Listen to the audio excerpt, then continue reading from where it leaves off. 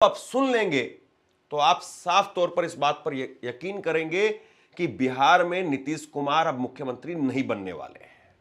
मैं आज इस बात को कह रहा हूं और हो सकता है कि अब बीजेपी 6 दिन में, 5 दिन में, 10 दिन में एक माहौल तैयार करेगी, नीतीश कुमार के हाथ से ही पर्ची निकलवाएगी और हाथ से पर्ची निकलवा करके या किसी और नेता के हाथ से पर्ची निकलवा करके, या पर्ची नहीं निकलवाएगी तो नीतीश कुमार के हाथ से आशीर्वाद दिलवा करके किसी और नेता का ऐलान करने वाली है। बिहार चुनाव सामने निकलकर आने के बाद प्रधानमंत्री नरेंद्र मोदी जी की कुर्सी फंसी हुई नजर आ रही है। प्रधानमंत्री नरेंद्र मोदी जी ने नीतीश कुमार के नेतृत्व में बिहार का चुनाव लड़ने के बाद बिहार का चुनाव तो जीत लिया, लेकिन अपनी कुर्सी किस तरीके से बचाएंगे, अब ये सवाल उठने लगा है, क्योंकि नीतीश कुमार बगावत के मूड में नजर आ रहे हैं। क्या नीतीश कुमार बगावत कर सकते हैं? क्या नीतीश कुमार मोदी जी की सरकार गिरा सकते हैं? आखिर ऐसा क्यों कहा जा रहा है? A to Z आप लोगों को इस वीडियो के अंदर बताया जाएगा। इस वीडियो को शुरू से आखिर तक देखिएगा और आखिर में मैं आपको मेन रीजन बताऊंगा। बिहार चुनाव के नतीजों के बाद में सबसे बड़ा सवाल कि क्या नीतीश कुमार मुख्यमंत्री बनेंगे। अगर मैं आपको यह कहूं कि नीतीश कुमार मुख्यमंत्री नहीं बनेंगे तो बिल्कुल मत चौंको, क्योंकि आज बिहार चुनाव की जीत के बाद में नरेंद्र मोदी जब भाजपा के कार्यालय में पहुंचे तो वहां पर एक लंबा चौड़ा भाषण दिया, और उस लंबे चौड़े भाषण को अगर आपने गौर से सुना हो या मैं जो आपको बताने जा रहा हूं उसको आप सुन लेंगे तो आप साफ तौर पर इस बात पर यकीन करेंगे कि बिहार में नीतीश कुमार अब मुख्यमंत्री नहीं बनने वाले हैं। मैं आज इस बात को कह रहा हूं और हो सकता है कि अब बीजेपी 6 दिन में, 5 दिन में, 10 दिन में एक माहौल तैयार करेगी, नीतीश कुमार के हाथ से ही पर्ची निकलवाएगी और हाथ से पर्ची निकलवा करके या किसी और नेता के हाथ से पर्ची निकलवा करके, या पर्ची नहीं निकलवाएगी तो नीतीश कुमार के हाथ से आशीर्वाद दिलवा करके किसी और नेता का ऐलान करने वाला। किसी और नेता का ऐलान? नरेंद्र मोदी जब यानी नीतीश कुमार को सीएम नहीं बनाया जाएगा। में पहुंचे, गमछा लहराया, छठी मैया की जयकार की वहां पर नारे लगाए कि छठी मैया की जय हो। ऐसे ही उड़ीसा के अंदर जब जीते थे तो जय जगन्नाथ बोल रहे थे। यानी राज्य में हिसाब से राज्य दर राज्य नारे भी बदल जाते हैं। उत्तर प्रदेश में जय श्री राम बोलते हैं, उड़ीसा में जय जगन्नाथ बोलते हैं और बिहार में जय छठी मैया बोलते हैं। चलिए, फिर उसके बाद में नरेंद्र मोदी जब आज बोलने के लिए आए तो उसके बाद में कुछ समय के लिए केवल आरजेडी पर रहे और उसके बाद में कांग्रेस पर आ गए। बिहार में 1 करोड़ नौकरी की बात, 1 करोड़ नौकरी का जो दावा वादा बीजेपी की तरफ से है उस पर एक शब्द नहीं बोला।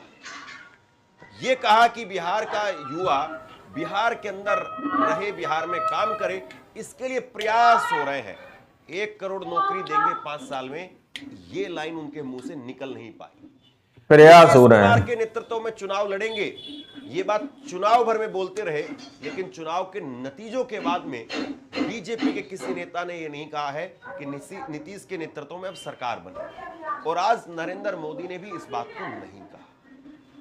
कांग्रेस पर जबरदस्त हमला बोला, यह भी कह दिया कि बिहार के बाद में अगला अब बंगाल निशाना है, अगला टारगेट बंगाल है।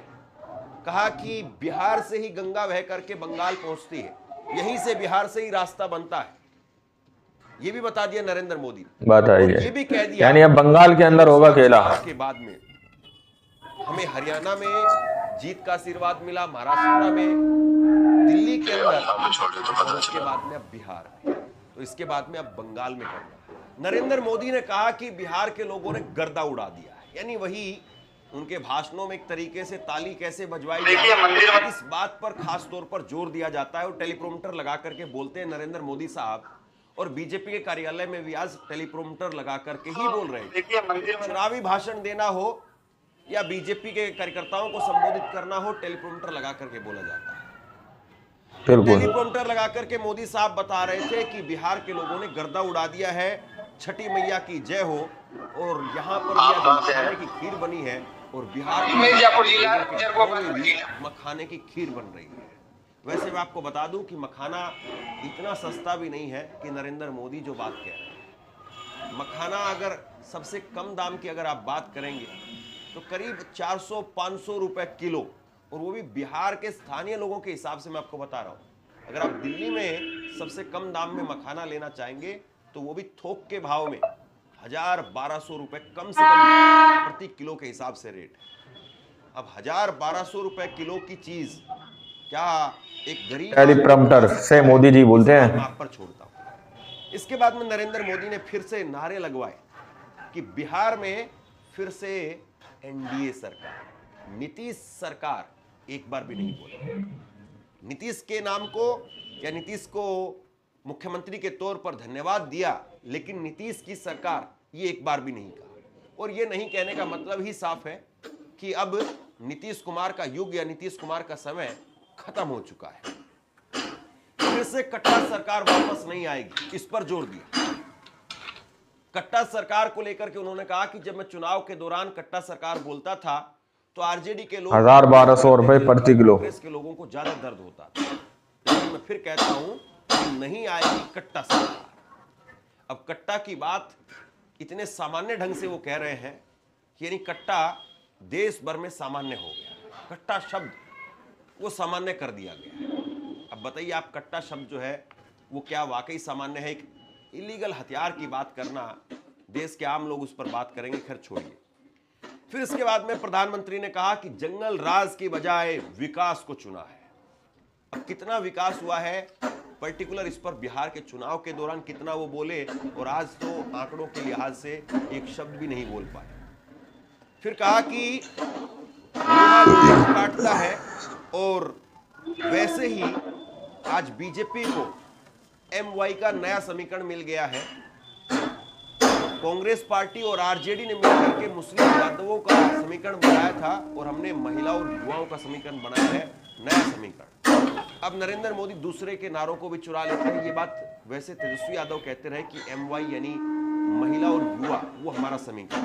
खैर, जंगल राज की बात फिर से यहां पर दोहराई और कहा कि माओवादियों और नक्सलियों के समय पर क्या होता था, चुनाव नहीं हो पाता था, 5 बजे के बाद में वोट नहीं डल पाते थे, 3 बजे के बाद वोट नहीं डल पाते थे। मतदाता सूची को लेकर के बोले कि बिहार के अंदर SIR हुआ, उसका स्वागत किया गया, उसकी वजह से जीत हुई, और ऐसे ही अब देश भर में SIR होगा और युवा को किसी और नेता का ऐलान, मतदाता सूची, यानी नीतीश कुमार को CM नहीं बनाया जाएगा। अब ये मतदाता सूची की शुद्धिकरण की बात अभी एकदम से जोर शोर से कैसे उठ करके आई है। बिहार में SIR का क्या प्रभाव रहा, बिहार के बाद में अब 14 राज्यों में SIR होने जा रहा है, तो वहां पर इसका क्या प्रभाव रहेगा?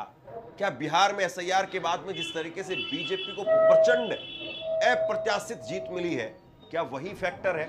और नरेंद्र मोदी कह रहे हैं कि SIR करवाना वो बहुत जरूरी है, और SIR होना ही चाहिए, और SIR के लिए सभी जगह पर मतदाता सूची को शुद्ध करवाएं। खैर, जमानत पर चल रहे लोगों का जनता साथ नहीं देगी।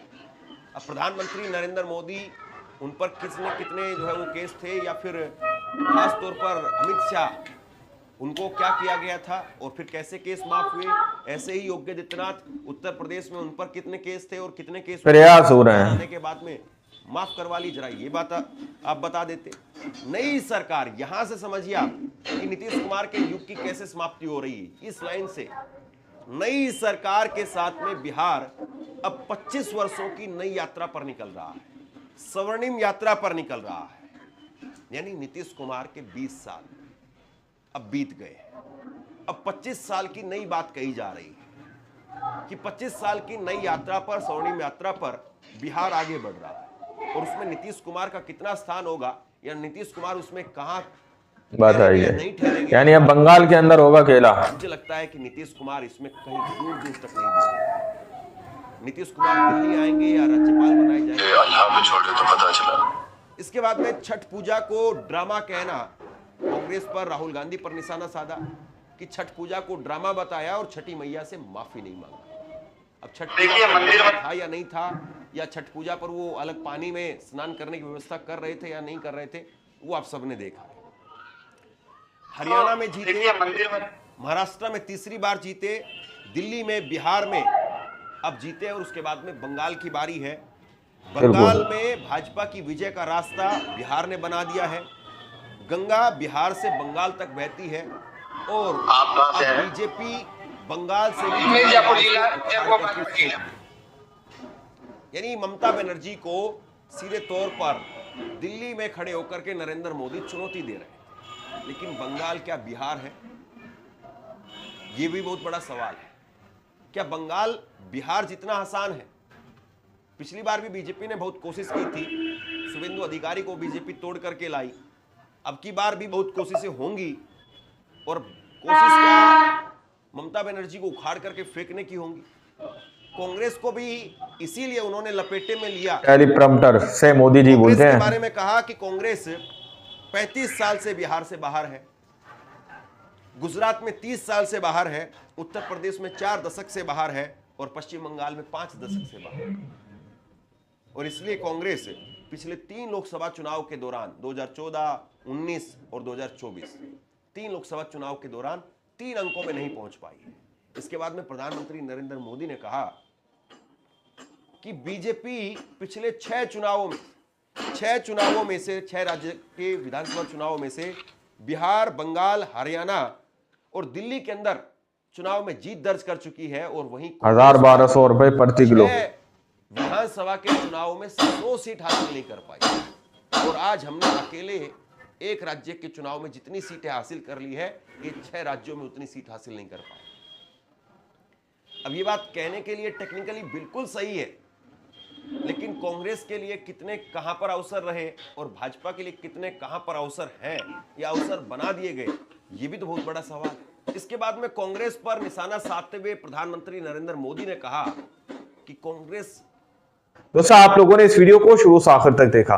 वीडियो के अंदर साफ तौर पर यह बात कही जा रही है कि नीतीश कुमार को लेकर किसी भी तरीके से एनडीए के अंदर से या प्रधानमंत्री नरेंद्र मोदी जी की तरफ से या गृह मंत्री अमित शाह की तरफ से यह बात नहीं कही गई कि बिहार का सीएम नीतीश कुमार को बनाया जाएगा। बिहार के मुख्यमंत्री नीतीश कुमार ही रहेंगे। इसलिए अब यह कयास लगाए जा रहे हैं कि अगर विधानसभा से नीतीश कुमार को सीएम का फेस नहीं बनाया गया तो ऐसे कयास लगाए जा रहे हैं कि नीतीश कुमार बगावत कर सकते हैं। नीतीश कुमार अपना समर्थन लोकसभा में से वापस ले सकते हैं। दोस्तों, यानी कि मोदी जी की सरकार गिराने की ताकत अब भी नीतीश कुमार रखते हैं। तो इस तरीके से सस्पेंस क्रिएट किया जा रहा है और कयास लगाए जा रहे हैं। अब आप लोग जरा सोचकर बताइए, क्या बिहार के अंदर नीतीश कुमार को एनडीए सरकार मुख्यमंत्री बनाएगी या नहीं, या फिर नीतीश कुमार अगर मुख्यमंत्री नहीं बनते तो नीतीश कुमार को लोकसभा में से अपना समर्थन वापस लेना चाहिए या नहीं? आप लोग इस सारे मुद्दे पर क्या सोचते हैं, क्या समझते हैं? अपनी राय कमेंट सेक्शन में जरूर दीजिएगा। बेहतर वीडियो में जब तक के लिए जय हिंद, जय भारत।